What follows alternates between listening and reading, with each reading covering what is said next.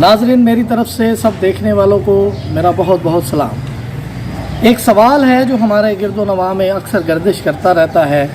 वो सवाल ये है कि मैं क्या करूं, किस तरह से खुदा को राज़ी कर सकूं ताकि मेरा जो मालिक है, जो मेरा आका है, जो मेरा खुदावंद है, मैं उसे किस तरह से खुश कर सकूं। इसके लिए हम बहुत सारे नेक अमाल करने की कोशिश करते हैं। इसके लिए हम जो है वो लोगों के साथ अच्छा बर्ताव करने की कोशिश करते हैं। लेकिन आज का ये प्रोग्राम इस बात पर मबनी है ताकि जो इससे बढ़कर कोई अगर बात है तो हम उसको जान सकें कि किस तरह हम अपने बारी ताला को खुश कर सकते हैं। इस सिलसिले में आज की शाम मेरे साथ खुदा के खादिम पास्टर शकील बूटामल साहब मौजूद हैं और हम मिलकर उनके साथ कलाम अक़दस की रोशनी में सीखेंगे कि हम वो कौन से काम हैं वो या किस तरह से वो काम हैं जिससे हम अपने बारी ताला को खुश कर सकते हैं। आइए नाज़रीन, इस सिलसिले में कहीं भी मत जाइएगा, मेरे साथ रहिएगा। हम मिलकर खुदा के खादिम और कलाम की रोशनी में इस बात को सीखेंगे।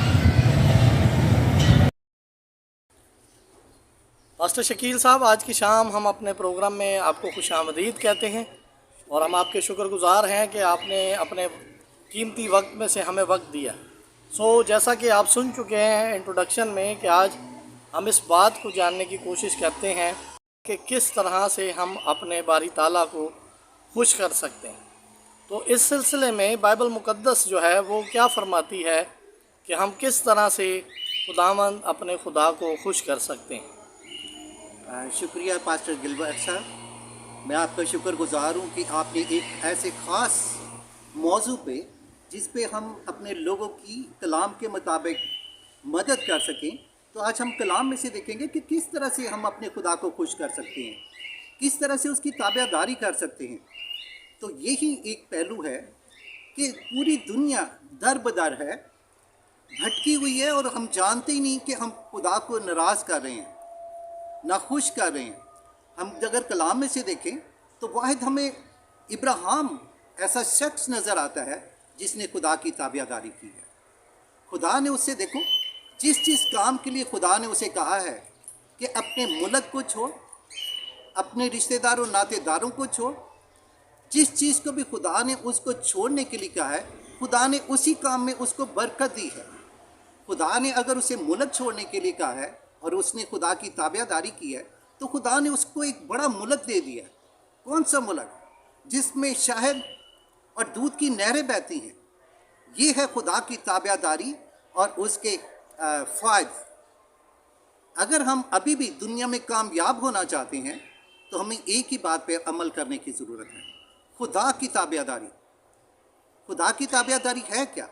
कि जो वो कहता है वो अपने लोगों के लिए, अगर हम उसकी प्रोटेक्शन में रहेंगे, उसकी ताबेदारी करेंगे तो वो हमारी खातिर जंग करेगा, हमारे बच्चों को महफूज रखेगा, हमारी हर एक ज़रूरत को पूरा करेगा, हमारी फसलों को कीड़ा नहीं लगेगा। और अब क्या वजह है कि हम हर एक चीज़ के लिए मोहताज हैं? उसकी एक ही वजह है कि जो खुदा हमसे कहता है हमने वो करना छोड़ दिया है। ना खुदा की ताबेदारी करते हैं, ना अपने बड़ों की ताबेदारी करते हैं। और देखो, खुदा ने जिस वजह से लूत की कौम को तबाह किया, सदूम और अमूरा को तबाह किया, जब फिर इब्राहिम ने खुदा की ताबेदारी की और उसने अपने मुल्क को छोड़ा और मुल्क कनान की तरफ अपने सफ़र का आगाज़ किया, तो जब वो उसमें जाने को था, और जब हम इब्राहिम पर गौर करते हैं तो उसने खुदा की ताबेदारी जब की है, और अपने मुल्क को छोड़ना कोई आसान बात नहीं थी, लेकिन यही उसका ईमान था खुदा पर कि उसने खुदा की ताबेदारी की और एक ऐसे मुल्क में फिर पहुंचा है जहाँ पर दूध और शहद की नहरें बहती हैं। और बहुत शुक्रिया भाई साहब, ये हमारी रहनुमाई फरमा दीजिएगा कि जो ये जब बुज़ुर्ग अब्राहम जो हैं वो अपने रिश्तेदारों और नातेदारों को छोड़ने का खुदा ने उन्हें हुक्म किया है, तो क्या उस वक्त ये ऐसा है कि खुदा ने उनको ये फरमाया हो कि वो अपने रिश्ते नातेदारों में से किसी को लेकर जाएं? क्योंकि हम वहाँ देखते हैं कि उन्होंने अपने भतीजे लूत को साथ ले लिया था। تو اس سلسلے میں ہماری رہنمائی ذرا فرما دیجیے گا۔ جی اچھا سوال ہے، لیکن اس میں دیکھیں خدا نے اس سے بالکل واضح بات کی ہے کہ اپنے رشتہ داروں ناطے داروں کو چھوڑنا ہے، لیکن یہاں پر وہ اپنے بھتیجے کو بھی ساتھ لے لیتا ہے۔ بے شک وہ ایماندار ہے، لیکن یہ تھوڑی سی آمیزش ہے۔ جو خدا نے اسے کہا تھا اس سے برعکس اس نے اپنے بھتیجے کو بھی ساتھ لے لیا، اور وہ حران سے نکل کر جب کنعان میں پہنچے ہیں تو وہاں پر اسی وجہ سے ان کے درمیان لڑائی بھی ہوئی ہے اور مسئلے بھی ہوئے ہیں، اور اس کے بعد وہ ان کو جدا بھی ہونا پڑا ہے آپس میں۔ اس سے مراد ہم یہ لیتے ہیں کہ جب ہم خدا کی جو مرضی ہے اس کو جب سننے کے بعد اگر ہم اس میں اپنی انسانی عقل کو شامل کرتے ہیں تو پھر اس کے نتائج کچھ نہ کچھ جو ہے وہ ڈفرینٹ ہو سکتے ہیں۔ ایگزیکٹلی، بالکل ٹھیک ہے آپ نے سوال کیا، لیکن خدا دیکھو اسے معاف کرتا جا رہا ہے۔ کیوں؟ کیونکہ خدا کو پتا تھا کہ ابھی اس کا ایمان انکریز ہو رہا ہے، اور اینڈ پہ جا کے اگر آپ اس کو ابراہیم کو دیکھو تو جب خدا نے اسے کہا کہ پہلے تو اس نے اپنی جان بچانے کے لیے اپنی بیوی کو بھی ایک جگہ پر اپنی بہن کہہ دیا ہے، لیکن خدا کی تابع داری دیکھو، جب خدا نے اس کے ایمان کو پورا بلٹ ہو گیا، وہ ایمان میں مضبوط ہو گیا، تو خدا نے کہا کہ اپنے بیٹے کو میرے لیے قربان کر۔ تو اس نے نہ اپنی بیوی کو کہا ہے، نہ اس نے اپنے کسی اور کو بتایا کہ خدا نے میرے سے ایسا سوال کیا ہے، مجھ سے اس کی اپنے بیٹے کی قربانی مانگی ہے، کیونکہ وہ ایماندار تھا اور وہ خدا کی آواز کو پہچانتا تھا، اس لیے اس نے کسی کو نہیں کہا، اور وہ خدا کی تابع داری کے لیے گیا ہے۔ اور جب وہ اپنے بیٹے کو قربان کرنے کے لیے تھا تب خدا نے اس سے کہا ہے کہ اپنے ہاتھ کو روک لے، کیونکہ میں جان گیا ہوں کہ تو مجھ سے پیار کرتا ہے، کیونکہ جو تیرا اکلوتا بیٹا جس کو تو پیار کرتا ہے اس کو بھی قربان کرنے سے دریغ نہیں کیا۔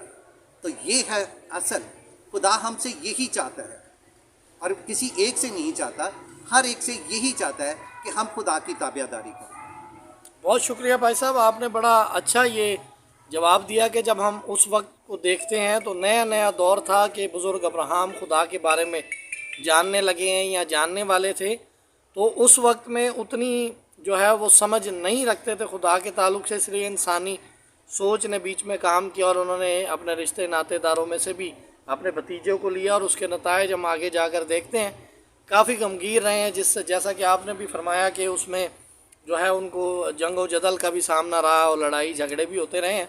لیکن آگے میں آپ سے یہ جاننا چاہتا ہوں کہ آج جیسے ہم چرچ ہیں، آج جو ہم بنی نوع انسان ہیں، ہم کس نوعیت پر اس سے سبق حاصل کرتے ہیں کہ ہم خدا کی فرما برداری کس طرح سے کریں تاکہ ہم خدا کو خوش کر سکیں؟ ایگزیکٹلی، خدا کو ہم تبھی خوش کر سکتے ہیں جب ہم نئی مخلوق بن جائیں گے۔ ہم چرچ میں آ جاتے ہیں لیکن مسیح میں نہیں آتے۔ مسیح میں ہم کب آئیں گے؟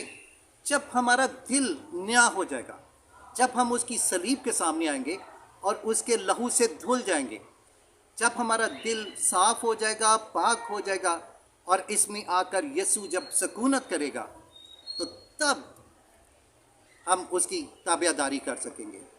اگر ہم پولس رسول کو دیکھیں، وہ مذہبی کام بھی کر رہا تھا، نوشتے بھی پڑھ رہا تھا، لیکن اس کا دل پرانا تھا اس ٹائم، اور اسی وجہ سے وہ لوگوں کو سزائے بھی دلوا رہا تھا، قتل میں بھی راضی تھا۔ تو یہ ہے پرانے دل کی بات۔ جب ہمارا دل نیا ہوگا تو تبھی ہم خدا کی تابع داری کر سکیں گے۔ بہت خوبصورت آپ کا یہ جواب ہے کہ جب ہم انسان جو یہ خواہش کرتا ہے کہ وہ اپنے رب کو راضی کر سکے تو لازمی ہے کہ خدا کی آواز کو مکمل طور پر سنے اور بغیر آمیزش کیے ہوئے اس کو پورا کرے، اور جس طرح سے آپ نے حوالہ بھی دیا ہے کہ ہمارے یہ مکمل طور پر اپنے دلوں کو تبدیل کر کے اور خدا کے حضور میں جو ہے فرما بردار دل سے خداوند یسوع مسیح کی تابع داری کرتے ہوئے ہم باپ کو پسند آ سکتے ہیں، اور اسی سے ہمارے جو ہے وہ کفارہ جس نے دیا اسی کے خون بہانے کے وسیلے سے ہماری نجات ہمیں مل سکتی ہے۔ ہم آپ کا شکریہ ادا کرتے ہیں آج کی شام کے لیے، آپ کے وقت کے لیے کہ آپ یہاں تشریف لائے اور آپ نے جو ہے وہ اپنا قیمتی وقت دیا تاکہ ہم یہ جان سکیں آپ کے ساتھ مل کر کے کہ ہم کس طرح سے خدا کو خوش کر سکتے ہیں۔ ناظرین، میں آپ کا شکریہ ادا کرتا ہوں کہ آپ نے بھی ہمارے ساتھ یہ وقت گزارا ہے، اور ہم نے یہ مل کر سیکھا ہے کہ خدا کو خوش کرنے کے لیے لازمی ہے کہ ہم اس کی آواज़ کو سنیں, سن کر اس پر لائق طور پر عمل کریں اور عمل کر کے جو ہے وہ بہت سا پھل لائیں اور بہتوں کو خداوند کے پاس لانے کا وسیلہ بنیں. Thank you very much. شکریہ.